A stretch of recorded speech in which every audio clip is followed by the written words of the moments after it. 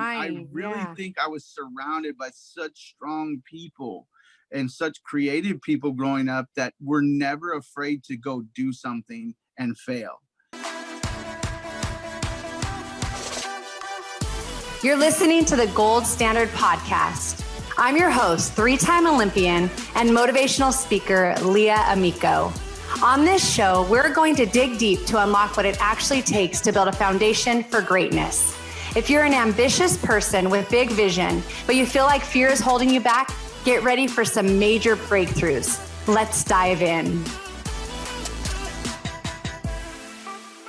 Hey everyone, welcome back to the Gold Standard Podcast. Today, my guest is the most powerful and feared hitter in the entire world in the sport of softball. I was very fortunate and blessed to not only be teammates with this athlete in 2 Olympics, but also to be very, very good friends. She is a 3-time Olympian, 2-time Olympic gold medalist. She's a 3-time Pan American gold medalist. And like I said, the most powerful hitter. She holds the record for home runs. She had 6 home runs in the 2008 Olympics, batted 500 there, and scored 12 times, as well as having 10 RBIs. This guest is the known around the world softball player, Crystl Bustos. Crystl, so happy to have you on today. Yes, it's awesome. Welcome. Thank you. All right. Let's just talk a little bit about baby Bustos. When you were growing up, what was it like? How did you fall in love with the sport of softball? And did you play other sports? I didn't play other sports. I played baseball. I was playing baseball until I was about 10 years old. It's crazy how it all happened. I was at my little brother's flag football practice, and me and my dad were throwing the little Nerf football around while their practice was going on. And a lady by the name of Tracy Boldroff walked over to my father, and I could hear her from super far away. Does your daughter play softball? And I yelled, "No, I play baseball." And my dad was like, "No, she plays baseball." Well, she gave the whole spiel. I am a coach for a ASA junior Olympic team, whatnot back then.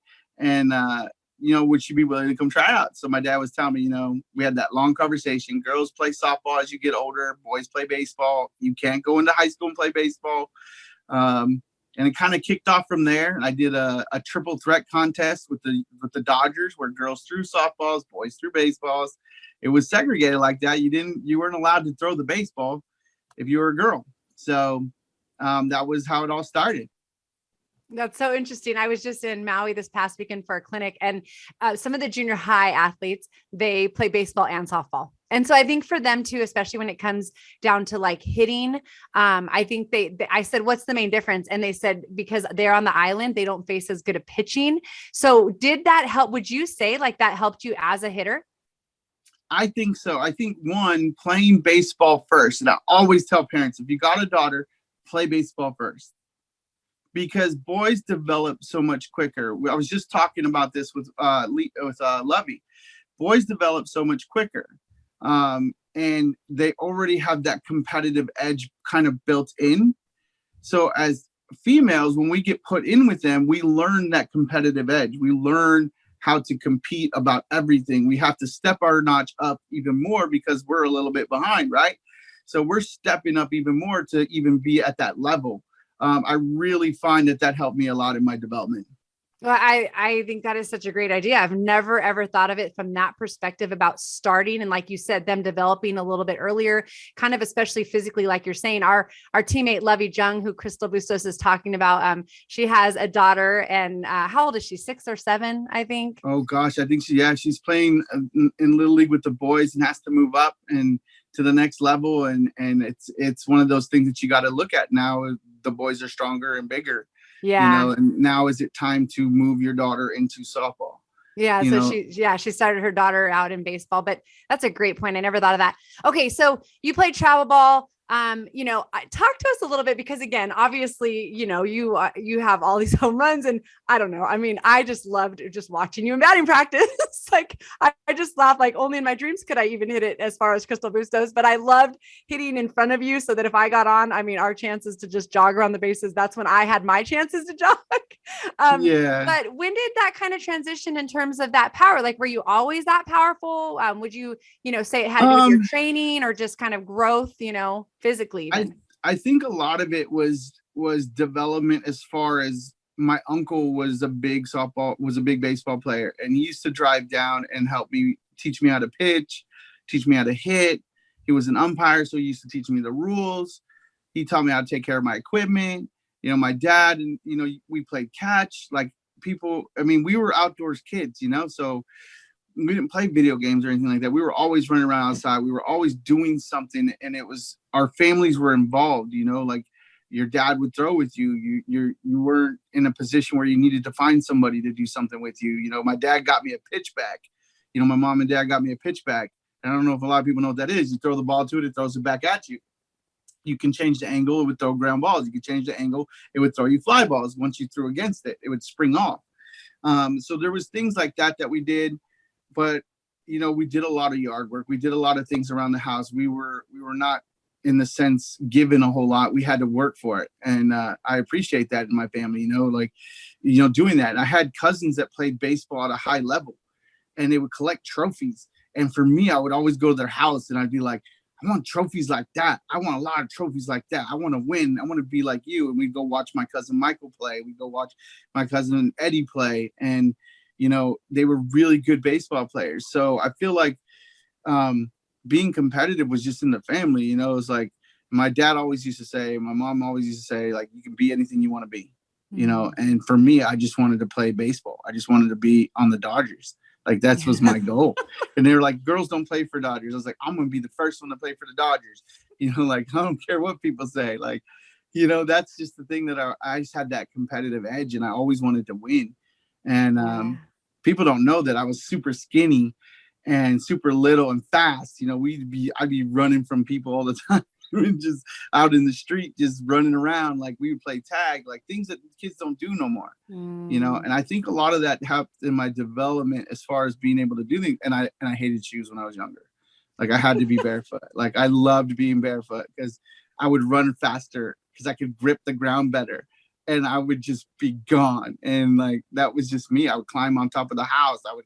I was just very outdoors person. I love to be outside. Like, to this day, I still do. Yeah. And I think there's something to be said about that, just like the active part and always doing something, and kind of like you're always learning and growing, and it kind of just builds into the athleticism. And I think that's something you were talking about with that pitch back machine. That's what you called it. Or yeah. And when you say that, it makes me think of like, no matter what we do, we're going to become great if we get repetition, right? But you found ways to do it yourself because you maybe didn't always have somebody. And I know for me as an Olympian, that's kind of where I had to learn what are things I can do on my own when nobody else is around to still get better, right? And then when you have people there, it's a lot easier. But how can I kind of, keep building skills? And I think no matter what we're doing, it's that self-drive. Like, to me, I just feel like listening to you, like I think about that self-motivation and always wanting to learn and get better and be active, like figuring out how we are going to be better. Okay. So you got into high school. Okay. A lot of people talk about what college they went to. And I know that's part of your story. I don't know. I just love your story because it is different than, a lot of other people, but yet it's a route that still ended up, in the best in the world. Talk to me a little bit about kind of your route going to a junior college. You went to Palm Beach Community College. Yeah. So I went to high school. I wasn't a very studious person. I have no problem telling people that, school to me was very hard. Like, it wasn't easy. I had to study. I had to do a lot of things that, most people get. I look at it, I say most people, I feel like most people retain things a little easier, or they can read a little better, or they enjoy school. Like, for me, I really didn't enjoy school. Like, it was a struggle.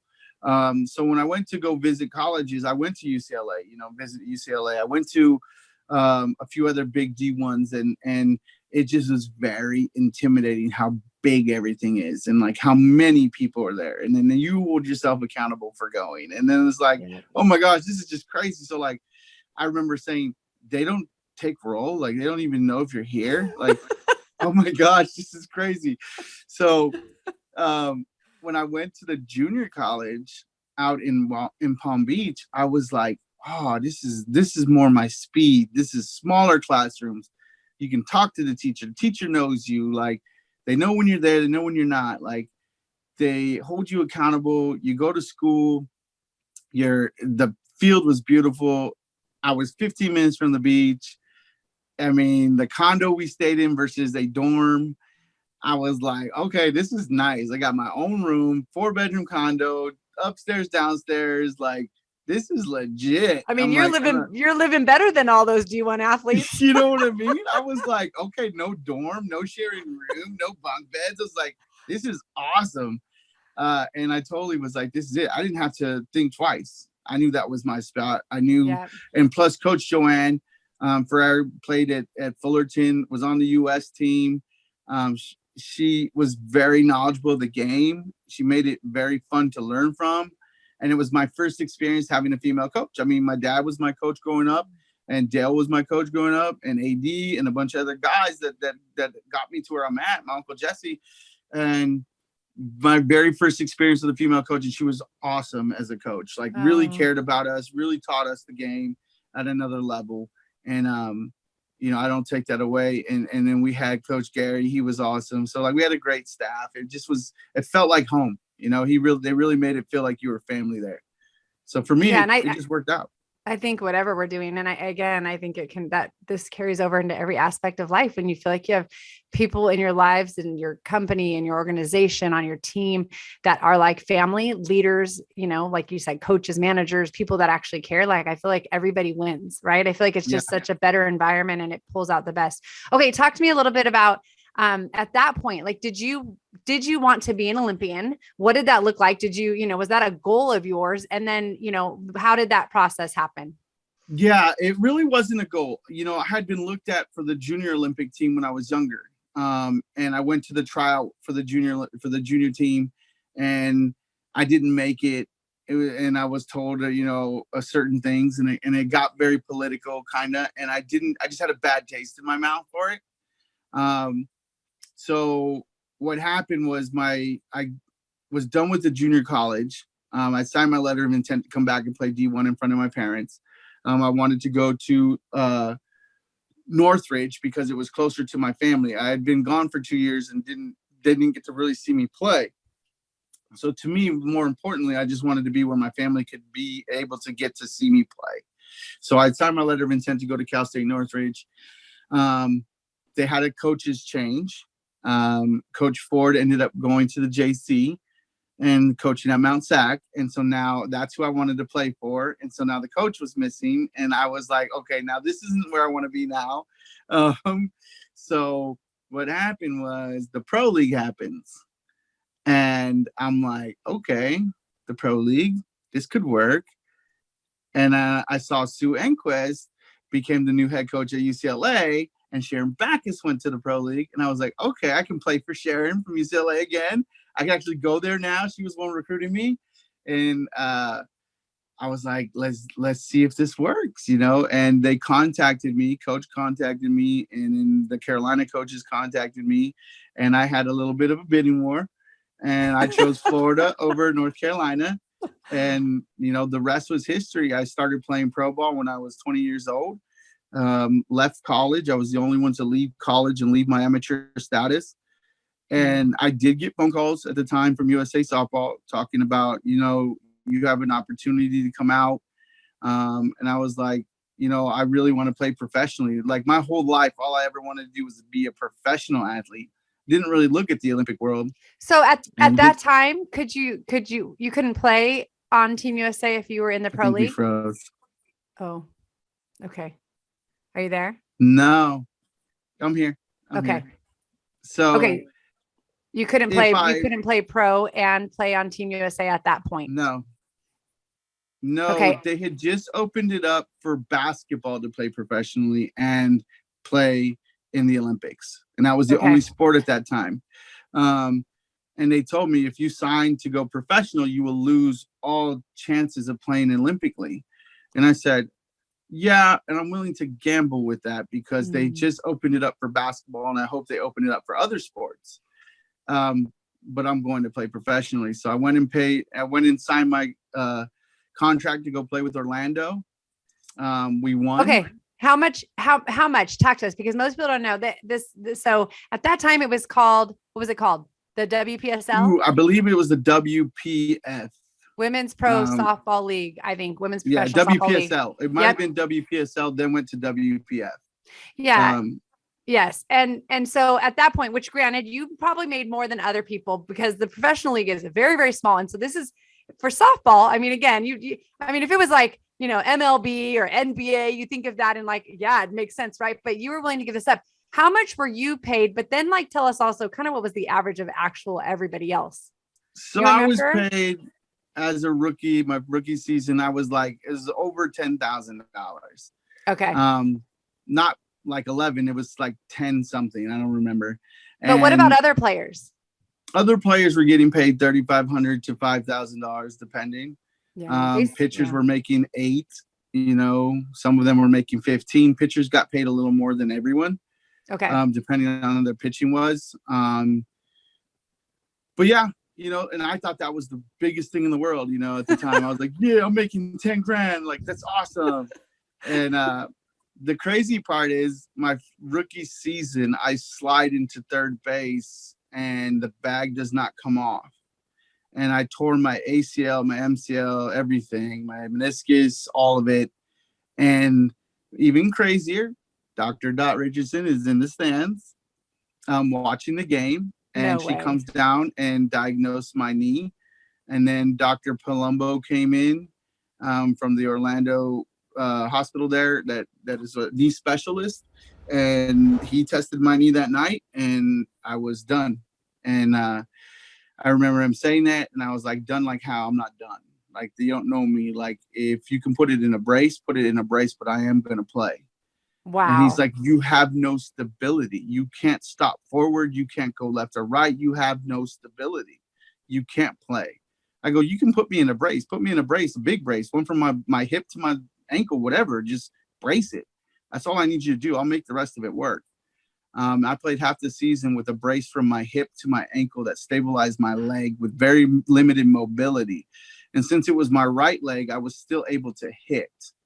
So coach would put me in and I would hit as a DH.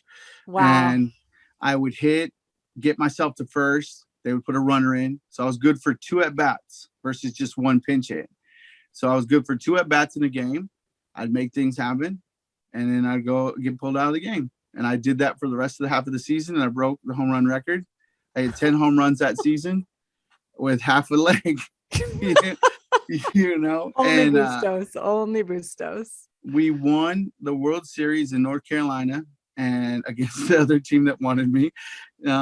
We won there, and I remember it clear as day. It was September 8th is my birthday, and I celebrated but was not allowed to celebrate because I was turning 21 because on September 9th I had my surgery and my mom was there for that, and then we caught a plane and came home and I rehabbed it day and night and was actually back quicker than anybody in a knee injury because that's when I met y'all. So I was back. I had surgery September. I was back in December.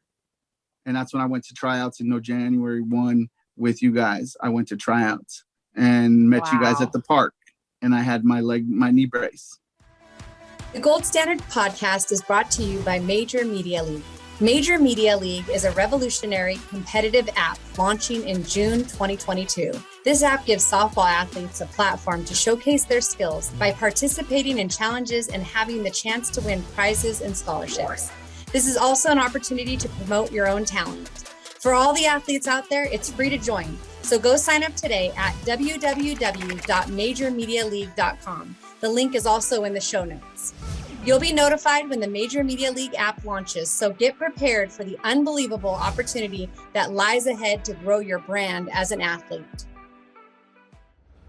That is insane. I never even knew that. This is one of the best parts about being able to interview some of my teammates. Like, I'm learning things about them. I didn't know you had all that. I just remember you coming in and us being excited about hearing about this just young, athletic, strong shortstop. And that's what you did. And you played different positions in the different Olympic games. You ended up going to 3 Olympic games, right? You joined us. I had already been in 1 Olympics, and you were 3 years younger than me. And so you joined us in the 2000, during that quad. You were shortstop. Then in the next Olympic round, you ended up being moved to third base, right? So that's when I played first base. I was moved from outfield to first base. So you and I both moved positions. And then your last Olympics in 2008, you ended up being the designated player, right? The designated hitter, pretty much, and hitting.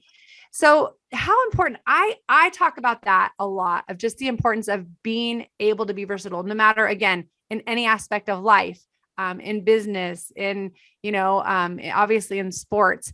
How important is it to be able to be versatile and to be willing to make that change and still give your very best and stop not looking back at where you think you want to be or should be? That's the biggest key, Leah. It's not about being versatile at all, really, because I didn't know third base. I had to learn third base. Yeah. So a versatile player, I feel like, already knows a bunch of places and can go there and be versatile, right? I wasn't versatile. I was a shortstop, period. Like, I'll be 100 with people. But growing up, my father instilled in me at a very young age, and my parents, my mom, that it's a team sport, not a me sport. It's a we, not me. And it was always said, you play wherever coach puts you. You give your team whatever you can do at whatever position they put you at, whenever they put you at it. And that's the mentality I had growing up through my whole life, my whole career. That's in everything I do. It's, how can we get to where we need to be? It's not about me getting there. It's about us getting there as a group and being successful. So when coach came to me, it was a shock. I'm not going to lie, right? I didn't get told I was being moved to third until I showed up to tryouts. So I'm thinking, me and Tasha going toe to toe for this spot, yo. Let's get it on. I was like, the bell ding ding, like in Rocky. You got Bustos and you got Tosh gonna go at it right now. Like, yes, I was excited to finally go toe to toe with her at short. And then they go, Bustos, you're at third. I was like, huh? I'm at third? I don't know nothing about third. And then I remember coach saying, what do you mean you don't know nothing about third? I was like, I know between second and third. I don't pay attention what Lisa does up here, what Brundage did up here. This ain't my spot. And I remember getting too close in tryouts and everyone going, Bustos, back up, you're too close. I know where to be. And so I didn't make the team that year, I ended up making the second team that year and put back at short on the second team. Yes. Oh, yes. Okay, wait. We need to talk about this because you mentioned this as well. And I wanted to point that out. That first junior national team experience and you not making it. I mean, you go on to be the best hitter in the entire world. And yes, I remember that. So talk to me about that. Like, what did you kind of learn or do during that time? I mean, it didn't mean you were less than, you should have been on that team, could have been on that team. But in this sense, what could other people take away from what you learned through that time? So, I get put in a position, I don't know it, and I see the writing on the wall. I mean, I guess it's going to be hard for me to make it over anybody else because I'm not that third baseman. So I knew I gave it my best. I did the best I could. And I knew I was going to get put on a different team, even if I made the team. So for me, going back home, back in the day, they put that paper on the wall. And then it was the text message or the email message everybody got of the team. So I remember getting the phone call as I'm driving home from Lisa. And she's like, so did you see? And I'm like, yeah, I saw it. She's like, are you going to play? I'm like, yeah, I'm going to play. I'll see you guys in Canada. That's the only time I'm going to play. And, I'll be ready. And we did not want to play against you, Bustos. We did not want to be opposite teams from you. So on the other end, I was like, okay, I get it. Maybe I went in a little bit heavier than I should have went, right? I didn't train as hard leading up into it. I took things for granted in the sense that I knew I was an Olympian already, and I didn't do what I needed to do maybe on my end. Maybe that's what they saw. I came in a little heavier. I wasn't as agile as I should have been. So I went home and I did 2-a-days for 3 weeks before we went to Canada Cup, and I dropped weight, and I came in ready to rock and roll with to prove that I belong where I belong. And, that's awesome. that's what I tell people. There's two different ways to look at things. You can look at it and quit and say, oh, woe's me, and be mad that somebody took something from me. Or you can step up to the challenge if you get an opportunity. And I had an opportunity. So being put on the second team, it was an opportunity for me. I didn't get kicked off completely. I wasn't never given a chance. I was given a chance by getting to the second team. Yeah. So I went to Canada. I did very well. I batted like 8 something there, and I hit a home run that they still talk about to this day that went over the trees. Won the home run derby there, and that was the same year that I think it was Treepy won the running contest there. Oh yes. And so we did very well. We beat y'all.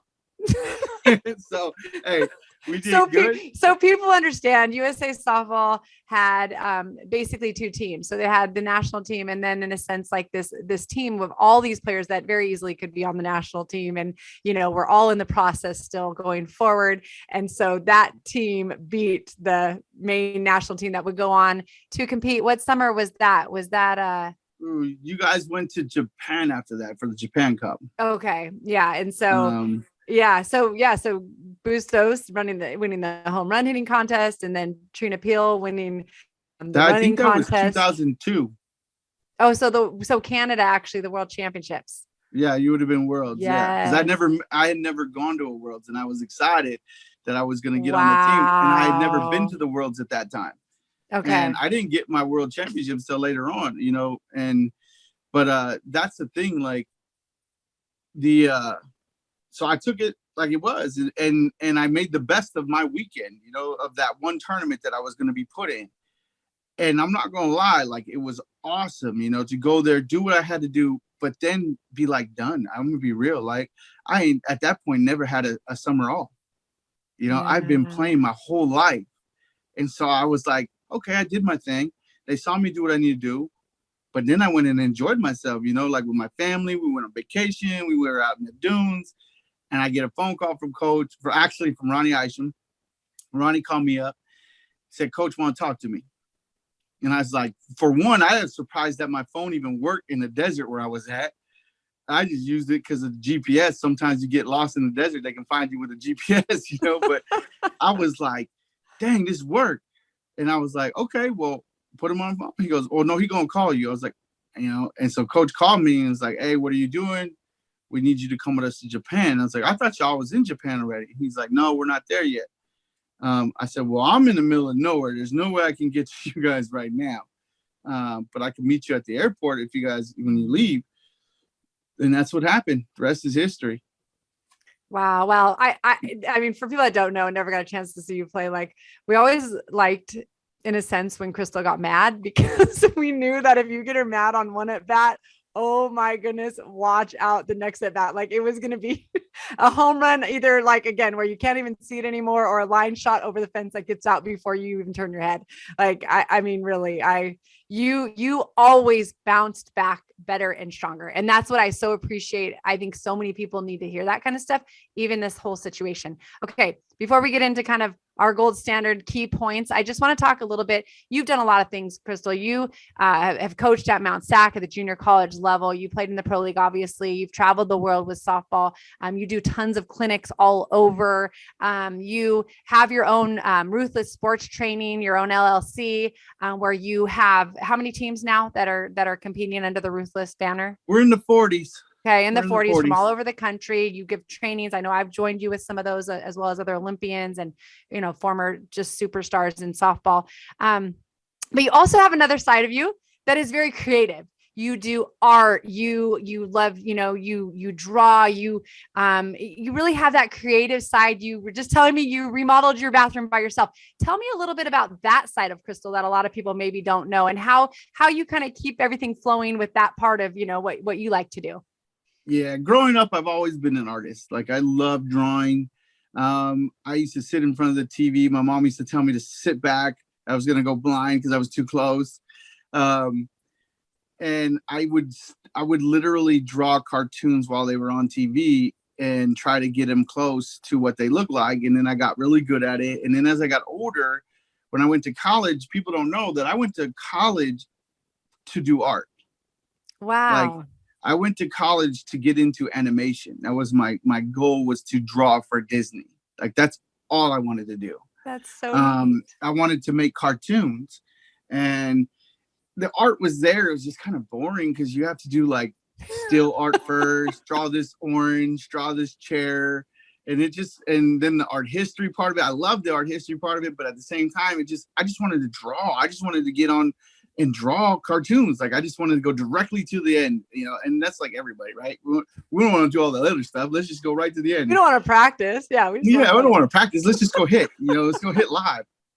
But, so that was the thing. So I ended up changing degrees and trying to go into something else. But, art has always been a thing for me. So growing up, when I had some spare time and my coach needed help, I would go work with him, and he was a tile setter. And so I started off first making the mix, the mortar, and the grout, and the thin set, and all that. And then I would, help him. He got me to the point where I was doing all the cuts for him because I had such a good eye, and I would do everything to the T on the saw. And so I would make all the cuts, and then I learned how to lay it. And then, he taught me everything when it came to doing that. And I've done a few of my family's things, my own things. I just remodeled my bathroom. It took me a week and would have cost me, $8,000 to $10,000, and it only cost me $1,000, so because I did it myself. And it came out really nice. I'm very, very pleased about it. I've always been a hands-on person. I think, like I was telling my dad earlier, my grandma is, a big key to that, because she was like a type of person that would just go after it. And if it messed up, oh, well, we just get somebody to come fix it. Like, let's try to do it first. And I really think I was surrounded by such strong people and such creative people growing up that were never afraid to go do something and fail. And if it happened, you just get somebody to come help you fix it, and that's the thing. You just find a way to fix it. And I've always been free to fail. It's such a cute, that I need to stop you right there really quick, because that, I believe that is a huge thing in sport. But like you're saying, everything else, it allows you to try new things, to get out of your comfort zone, to maybe learn a skill set you didn't even know you were capable of doing at a high level. So, I love that, being free to fail. People need to remember that. Yeah. And so, growing up, that was it. So like, I'm looking at this, I'm going to show you. So this is a piece of my art that I did. That's awesome. She was a drawing that we have on shirts, and now she is a 3D model of an actual. I had this made. It's your creation. Your creation. So yeah, she's alive. I said she's alive. So I get to paint her, and she'll come to life when I paint her, and she'll be done. But do you see that in your eye? Do you see, like, can you see something and then you can put it to paper, or you build? Yeah. Create it? So like I said, the creativity, the art of it, like I've always been a part of that. We have a little catcher that I'll do next that she'll be a model to. I've always done that part, and that's a part of me that I like. I like being creative. I like going and doing things, building things. I'll watch things on YouTube and try to build it, and you just go for it. The desk that I'm sitting at, I would show you, but it's a little messy right now. I built that, awesome. Just everything is just, it's just trial and error. You gotta be willing to do it and fail. And then, go back to the drawing board. Well, I have to say too, it makes me think about when we were in, I don't even know, was it the Dominican that we went to? Yeah. And then I think in Athens, Greece, like Bustos is like Jimmy rigging our showers. Right? Our showers. Yeah. Cause they were messed up. That one too. So we were in Greece, and they're building these beautiful apartments that they're going to sell afterward that we all get to stay in the village.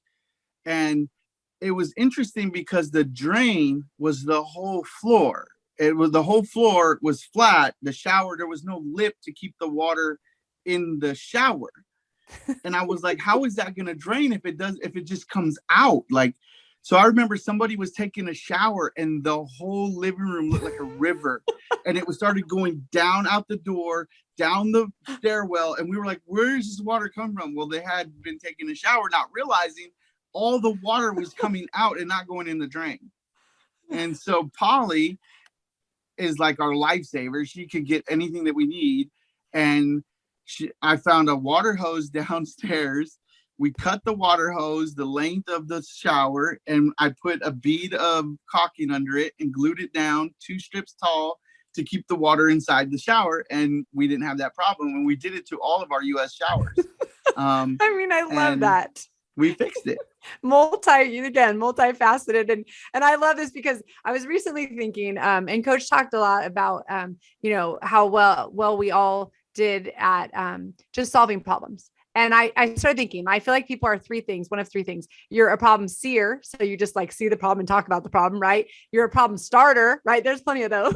We don't want to be that person. Or you're a problem solver. And that's the key. Like literally, you're like, here's a problem. I'm going to fix it. What do I have to do? And it's so crucial to be like, okay, jump into action. And you were just right on that. And I love that. I mean, that's the stuff people don't see. We're in Athens, Greece. The Olympics are going on and you're in there fixing the showers. I love that.